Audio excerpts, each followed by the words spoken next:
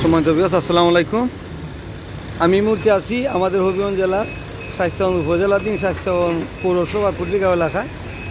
আপনারা হয়তো দেখেন প্রায়ই আমি ভিডিওগুলো আপনাদের সামনে উপস্থাপন করি। পানি নিষ্কাশনের রাস্তা না দেওয়ার কারণে পৌরসভার যে একটা বেহাল অবস্থা হয়, আসলে ময়লা আবর্জনা এবং সাইডগুলা ভরাট থাকার কারণে এই পৌরসভাটা আসলে পরিষ্কার হয় না। তো গত কয়েকদিন আগে 3-4 দিন আগে আমাদের পৌরসভার মেয়র অলি সাহেব উনি নিজে আসছিলেন এবং দেখেও গেছেন এবং এই জায়গাটা তড়িৎ গতিতে পরিষ্কার করার জন্য আলাদা একটা অনুদান দেওয়ারও ব্যবস্থা করছেন উনি।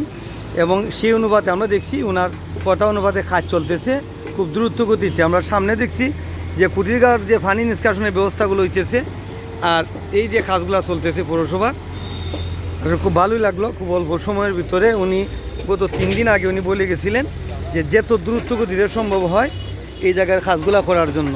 আমরা দেখতেছি যে পৌরসভার স্বাস্থ্য পৌরসভার মাধ্যমে কাজগুলো চলতেছে। আমরা আশাবাদী খুব 2 দিনের মধ্যেই স্বাস্থ্যবান পৌরসভার কুটিরগাঁও এলাকাটা একদম ঝামেলা মুক্ত হয়ে যাবে এবং পরিষ্কার হয়ে যাবে। এই ময়লাগুলা থাকার কারণে এগুলো আসলে সচেতনতার অভাব। পার্শ্ববর্তী যারা থাকে ওনারা দেখেন এই যে পলিথিন বা বিভিন্ন আশপাশের জিনিসগুলা এগুলা দিয়া ভরাট করে রেখে দিয়েছে, যার কারণে পানিগুলা নিষ্কাশন হয় না সঠিকভাবে। পানিগুলো আসলে এই ড্রেনিটা ঢুকে না।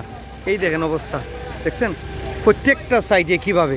তো যাই হোক, আমি ধন্যবাদ জানাই আবারও পৌরসভার মেয়র সাহেবকে যে উনি কুটিরগাঁও এলাকা সহ আশপাশ এলাকাগুলা প্রায় পরিষ্কার করার জন্য সুদৃষ্টি দিচ্ছেন। এই পর্যন্তই, ভালো থাকেন, আসসালামু আলাইকুম।